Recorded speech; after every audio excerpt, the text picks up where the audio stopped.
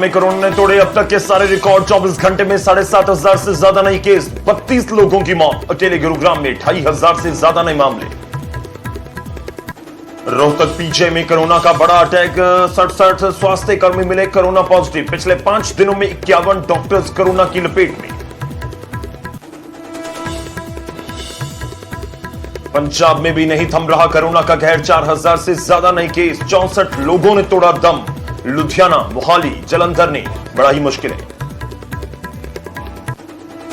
हिमाचल में लॉकडाउन के पक्ष में नहीं जयराम सरकार। मुख्यमंत्री ने की समीक्षा बैठक, कहा आने वाली चुनौतियों का सामना करने को हैं हम तैयार। गेहूं खरीद बंद होने से किसानों का फूटा गुस्सा। करनाल में हरियाणा यूपी बॉर्डर पर लगाया जाम। कई किलोमीटर तक जाम में फंसी एम्बुलेंस। गोहाना में आग से खाक हुई किसानों की मेहनत। 80 एकड़ गेहूं की खड़ी फसल में लगी आग, लाखों रुपए का नुकसान। और हिमाचल में अप्रैल महीने में भी जारी है बर्फबारी का दौर। मनाली के ऊपरी क्षेत्रों में बर्फबारी। सोलंग नाला से अटल टनल रोड पर बड़ी फिसलन।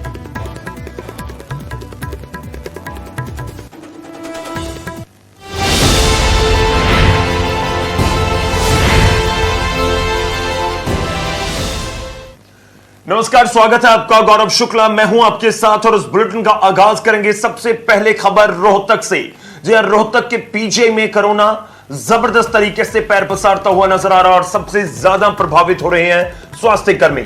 इस समय की बड़ी खबर आपको दे रहे हैं कि रोहतक पीजीआई में 67 डॉक्टर्स कोरोना पॉजिटिव पाए गए हैं। तो कोरोना अपने पैर मेडिकल की जो टीम है वहां तक भी पैर पसारा, और क्योंकि ये फ्रंटलाइनर्स हैं, सबसे ज्यादा खतरे में रहते हैं। और रोहतक से इस समय जो जानकारी है कि 67 स्वास्थ्य कर्मी वहां पर कोरोना पॉजिटिव पाए गए हैं। पिछले 5 दिन में 166 हेल्थ केयर वर्कर पॉजिटिव पाए गए हैं। 51 डॉक्टर्स और 31 स्टाफ नर्स की कोरोना रिपोर्ट पॉजिटिव आई है। ये बड़ी खबर है। सीधा रुख करते हैं, धीरेन्द्र चौधरी हमारे साथ, हमारे सहयोगी जुड़ रहे हैं रोहतक से। धीरेन्द्र, क्या कुछ आपके पास जानकारी? एक ये भी समझना चाहेंगे कि ये जो स्वास्थ्य कर्मी पॉजिटिव पाए गए हैं, ये कोरोना वार्ड के ही हैं या पूरे हॉस्पिटल में ये रिपोर्ट्स पॉजिटिव आ रही हैं? देखिए गौरव, सबसे पहले तो मैं ये बताऊंगा कि ये पूरे हॉस्पिटल के आंकड़े हैं। ऐसा नहीं कि सिर्फ जो आइसोलेशन वार्ड बनाए गए हैं या फिर कोविड वार्ड बनाए गए हैं वहाँ के ये स्वास्थ्य कर्मी है, यानी कि पूरे मेडिकल के अंदर संक्रमण फैला हुआ है। और यही नहीं, मेडिकल के जो डायरेक्टर हैं वो भी कोरोना पॉजिटिव आ चुके हैं, और जो नोडल ऑफिसर है कोविड के पूरे प्रदेश के डॉक्टर ध्रुव चौधरी, वो भी पॉजिटिव आ चुके हैं। यानी कि कोरोना बड़ी तेजी से अपने पैर पसार रहा है।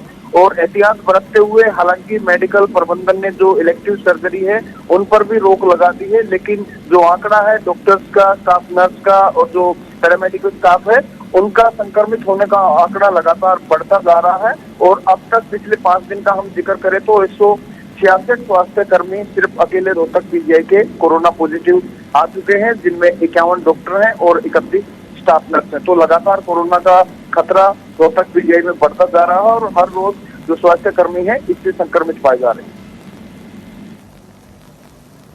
शुक्रिया धीरेन्द्र हमारे साथ जुड़ने के लिए, इस पूरी बातचीत के लिए। और भी चिंता वाली बात जरूर बन जाती है कि पूरे हॉस्पिटल के स्वास्थ्य कर्मी से कोरोना से पॉजिटिव हो रहे हैं, क्योंकि आइसोलेशन वार्ड का हम जिक्र करते हैं कि जहां पर कोरोना वार्ड बना दिया जाता है वहां पर जाकर कोरोना के पेशेंट्स आते हैं। वो वाले स्वास्थ्य कर्मी सीधे संपर्क में आने की वजह से कोरोना पॉजिटिव हो तो वो सीधे तौर पर समझ आता है। जब पूरे हॉस्पिटल के जो स्वास्थ्य कर्मी या डॉक्टर नर्स कोरोना पॉजिटिव हो रहे हैं तो ये चिंता को बढ़ाने वाला है। इससे ये भी साफ हो रहा है कि किस तरह से कोरोना के मामले लगातार बढ़ते जा रहे हैं।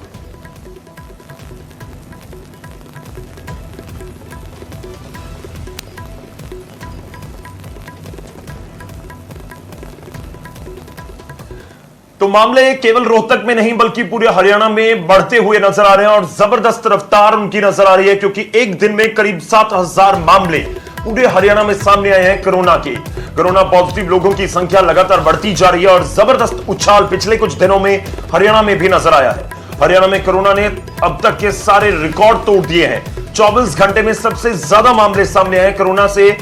आपको बता दें कि पिछले 24 घंटों में 7,717 लोग पॉजिटिव हुए हैं, संक्रमित हुए हैं। 32 लोगों की हरियाणा में मौत भी हुई है। सबसे ज्यादा गुरुग्राम में 2,500 से ज्यादा मामले हैं। 2549 मामले रिपोर्ट किए गए हैं। 2 लोगों की मौत हुई है। प्रदेश में कोरोना की अब तक 3,386 लोगों की मौत कोरोना की वजह से हो चुकी है। यह आंकड़ा लगातार बढ़ता हुआ और ये जिस तरह से मामले सामने आ रहे हैं, 7,000 नहीं बल्कि करीब करीब 8,000 आप केसेस कह सकते हैं कि एक दिन में 24 घंटे में हरियाणा में रिपोर्ट किए गए हैं। 7,717 नए केस रिपोर्ट किए गए हैं और 32 लोगों की मौत भी हुई है।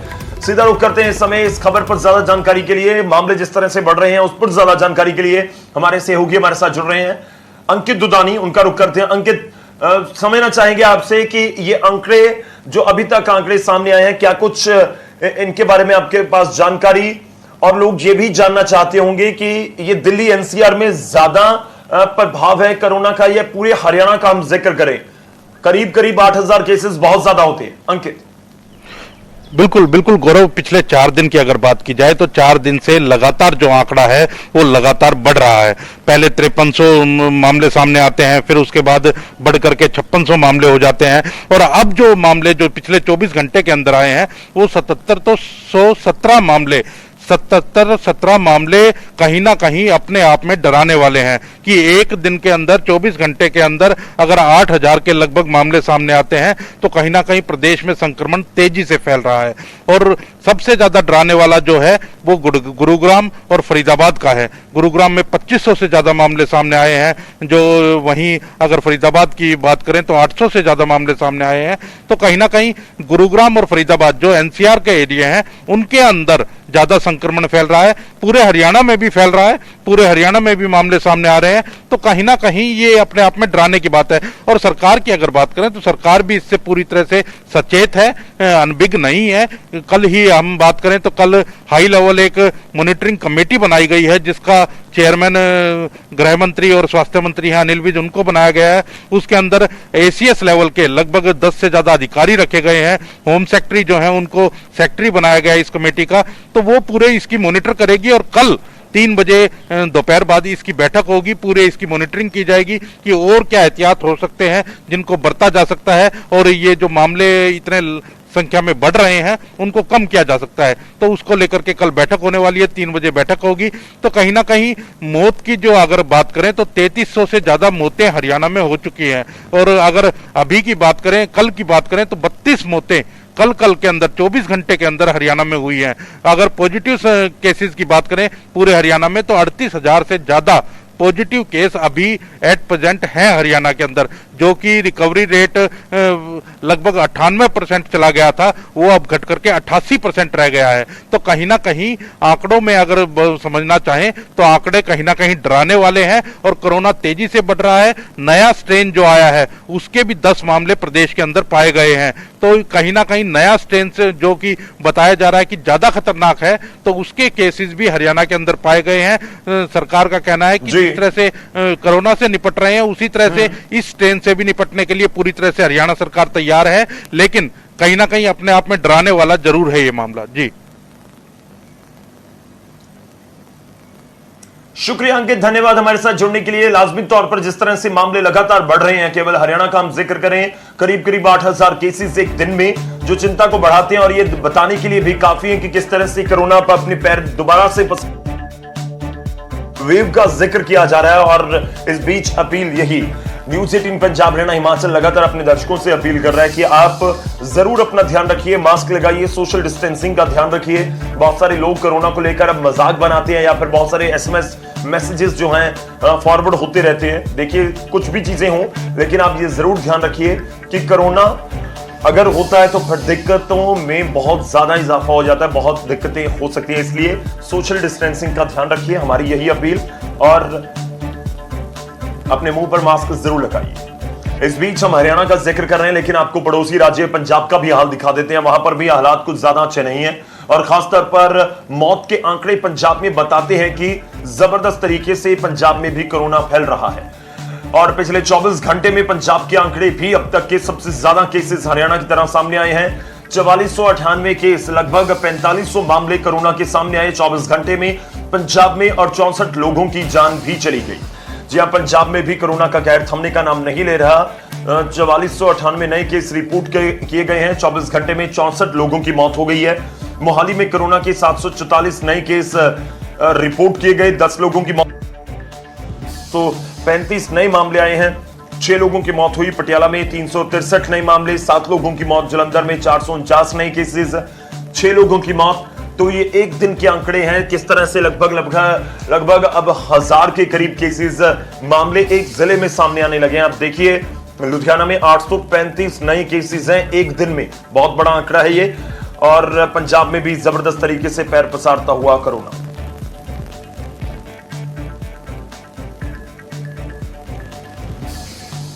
हिमाचल का भी जिक्र कर लेते हैं। हिमाचल में भी कोरोना के जबरदस्त तरीके से मामले सामने आ रहे हैं। आपको बता दें कि 4 महीने बाद हिमाचल में कोरोना के सबसे ज्यादा केसेस एक दिन में रिपोर्ट किए गए हैं, करीब 1400 मामले।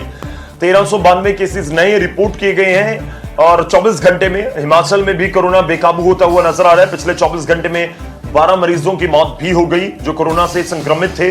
कांगड़ा में सबसे ज्यादा 258 नए केसेस रिपोर्ट किए गए हैं। प्रदेश में कोरोना से अब तक 1167 लोगों की मौत हो चुकी है। हम हिमाचल प्रदेश का जिक्र कर रहे हैं, वहां पर भी लगातार केसेस बढ़ते हुए।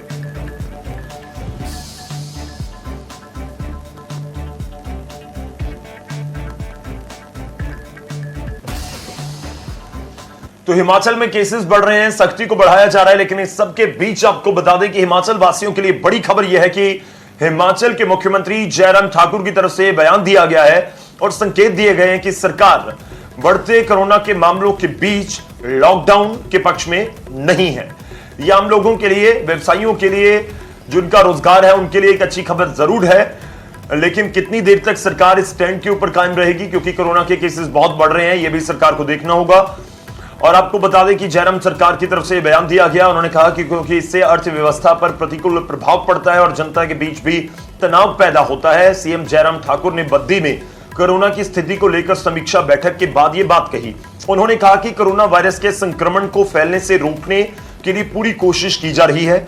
हमें ज्यादा सतर्क और सावधान रहने की जरूरत है। जयराम ठाकुर ने कहा कि जब राज्य में वायरस के पहले मामले का पता चला था तब यहां केवल 50 वेंटिलेटर थे, लेकिन आज 600 से ज्यादा हैं। राज्य के पास पर्याप्त संख्या में पीपीई किट्स, फेस मास्क और हैंड सैनिटाइजर हैं और हम आने वाली चुनौतियों का सामना करने के लिए बेहतर तरीके से तैयार हैं। कोविड की जो परिस्थितियां हैं उसको हम थोड़ा देखने के लिए आए हैं कि यहाँ हमारी तैयारियों की किस प्रकार से चल रही है व्यवस्थाएं। और दूसरी बात यह है कि कोविड का हम हर जिले में जा कर के नीचे के स्तर पर मामले जिस तरह से बढ़ रहे हैं, ये सबके लिए चिंता का विषय है। और इसलिए हमने तय किया है कि हम सभी डिस्ट्रिक्ट में जा कर के कोविड सिचुएशन को रिव्यू करेंगे और जो तैयारियां हैं उसके बारे में भी रिव्यू करेंगे और जो जहां हमको कोई कमी लगती है उन कमियों को भी पूरा करने के लिए, ठीक करने के लिए कोविड। अगली खबर का रुख करते हैं और अब खबर होगी हरियाणा से। हरियाणा के पानीपत से। पानीपत में एक बच्चे का जन्म हुआ और जन्म होते ही उसकी कोरोना रिपोर्ट पॉजिटिव आई है। जहां नवजात का कोरोना टेस्ट किया गया और उसकी रिपोर्ट पॉजिटिव आई है। आपको बता दें कि बच्चे की माता की कोरोना रिपोर्ट पॉजिटिव थी। इस बीच ही उनकी डिलीवरी हुई। खबर पानीपत से, जहां एक बच्चे का कोरोना के साथ जन्म हुआ है। पिता के कोरोना पॉजिटिव आने के बाद मां की रिपोर्ट भी कोरोना पॉजिटिव आई। जिस अस्पताल में महिला का शुरू से इलाज चल रहा था, उन्होंने डिलीवरी करवाने से इनकार कर दिया। प्रसव की लास्ट स्टेज होने के कारण गर्भवती महिला के परिजनों ने शहर भर के अस्पतालों के चक्कर काटे, लेकिन किसी ने डिलीवरी कराने की हामी नहीं भरी। आखिर में अस्पताल के डॉक्टरों ने विचार करने के बाद कोरोना पॉजिटिव महिला की डिलीवरी करवाई। जन्म के बाद बच्चे का भी कोरोना टेस्ट किया गया तो उसकी रिपोर्ट भी पॉजिटिव मिली है। बच्चे को मां से अलग डॉक्टरों की देखरेख में रखा गया है, जहां उसकी हालत स्थिर बताई जा रही है।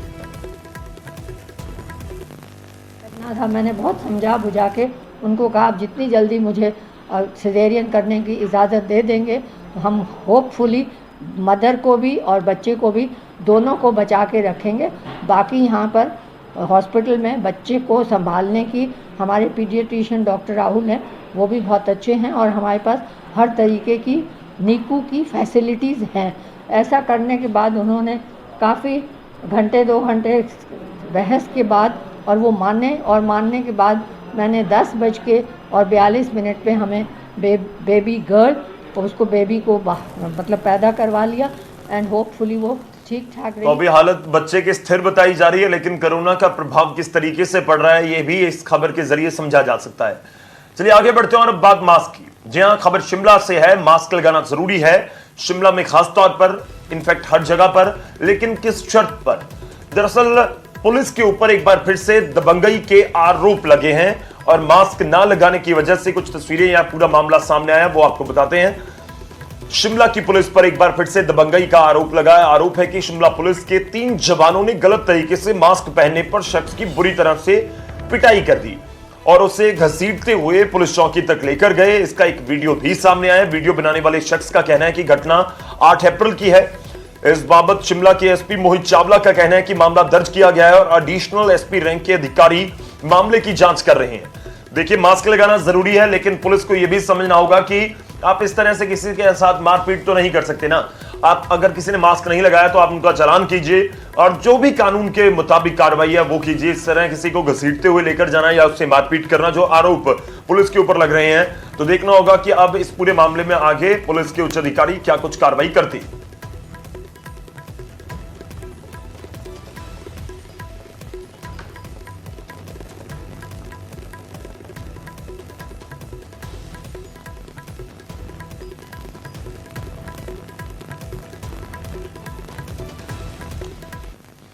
चलिए आगे बढ़ते हैं और अब खबर मनाली से लेंगे।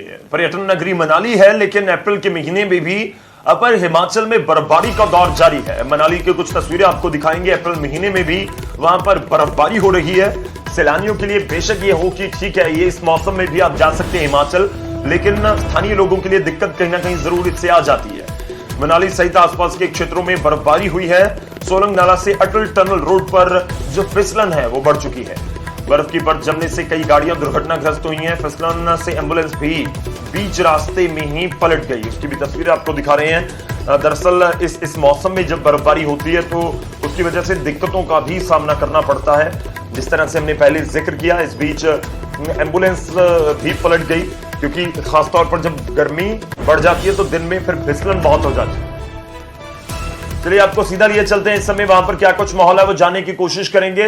सचिन हमारे सहयोगी हमारे साथ हैं मनाली से, और बचित्र हमारे सहयोगी हमारे साथ हैं धर्मशाला से। पहले रुक करते हैं हम मनाली का। सचिन, जानना चाहेंगे इस समय क्या कुछ माहौल है, बर्फबारी कितनी ज्यादा हुई है, और ये जो फिसलन वाली बात हो रही है इसके बारे में बताइए। इस समय वहां पर क्या कुछ स्थिति है मनाली और आसपास के क्षेत्र में? सचिन।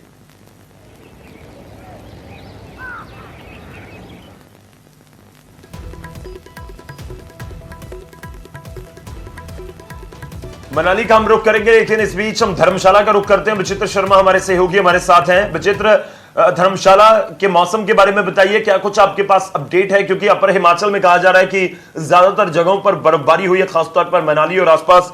धर्मशाला में क्या कुछ इस समय स्थिति? जी बिल्कुल गौरव, आपने सही कहा कि मैदानी इलाकों में जो है वो बारिश हुई है, तो पहाड़ी इलाकों में बर्फबारी हुई है। चलिए मैं धुआंधार की कुछ अपने दर्शकों के साथ भी और आपके मार्फत भी जो है वो हम अपने दर्शकों तक पहुंचाते हैं। देखिए, फिलहाल जो धौलाधार है उसने बर्फ की सफेद चादर ओढ़ ली है। ना केवल धौलाधार ने, बल्कि धौलाधार की तलहटी में जितने भी इलाके हैं वहां भी जो है वो आज ताजा बर्फबारी जो रिकॉर्ड की गई है। जिस तरह से मौसम विभाग ने अलर्ट जारी किया था गौरव की अगले 1 सप्ताह तक जो है मौसम इसी तरह से रहने वाला है, यानी बारिश और बर्फबारी देखने को मिल सकती है। तो लिहाजा उतनी ज्यादा बारिश तो नहीं हुई है, लेकिन हाँ थोड़ी बहुत जितनी बारिश हुई है उससे कहीं ना कहीं लोगों को निहाल जरूर किया, क्योंकि सामान्य से बहुत कम इस बार जो है वो बारिश हुई है, जिसकी वजह से हम जैसा कि पहले भी बता चुके हैं कि पेयजल संकट जो है वो गहराने लगा था। और निकट भविष्य में भी बाकायदा इसके लिए सरकार ने भी जो है वो बैठकों का दौर जो है वो शुरू किया है।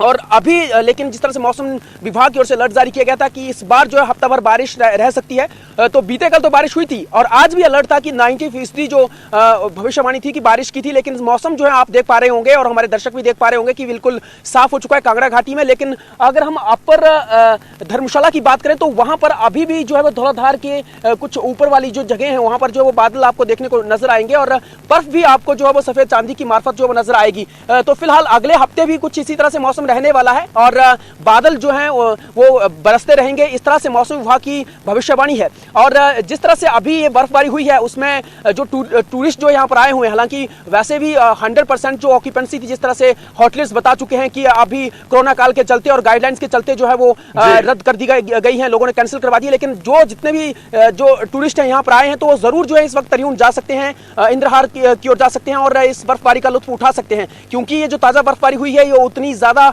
नहीं होती है और ना ही इसका ज्यादा कुछ खतरा होता है। तो इसलिए लोग जो है वो पैदल जो है वहां पर जा सकते हैं, उन ट्रैकिंग एरिया पर जा सकते हैं। और अमूमन इन दिनों में इस तरह से बर्फबारी देखी नहीं जाती है, लेकिन हाँ जिस तरह से अभी ये नजर आ रही है तो कहीं ना कहीं राहत भरी खबर तो जरूर है और इससे कहीं ना कहीं उस जो पेयजल की संकट की हम बात कर रहे थे उससे भी जो है वो हमें राहत मिल सकती है। लेकिन आज जिस तरह से बारिश की बात करी गई थी, लेकिन वैसा कुछ है ही नहीं। आज धूप खिली हुई है कांगड़ा घाटी में और आप भी आसमान दिख पा रहे होंगे कि बिल्कुल पूरी तरह से साफ है। गौरव, ठीक है, तो धर्मशाला की ये पूरी स्थिति इस समय का पूरा अपडेट दिया है विचित्र आपने। हम एक बार मनाली का भी रुख कर लेते हैं, मनाली का रुख करेंगे। हमारे साथ सचिन शर्मा जुड़े हुए हैं। सचिन, बताइए, मनाली में बर्फबारी की खबरें सामने आ रही हैं, क्या कुछ इस समय वहां पर मौसम का हाल है? और यह भी बताइए कि अगर कोई पर्यटक वहां पर आना चाहता है नेगेटिव रिपोर्ट के साथ तो क्या आना चाहिए? क्योंकि कुछ फिसलन की तस्वीरें या फिर फिसलन की खबरें भी सामने आ रही थी कि बर्फबारी से फिसलन बहुत बड़ी है। सचिन।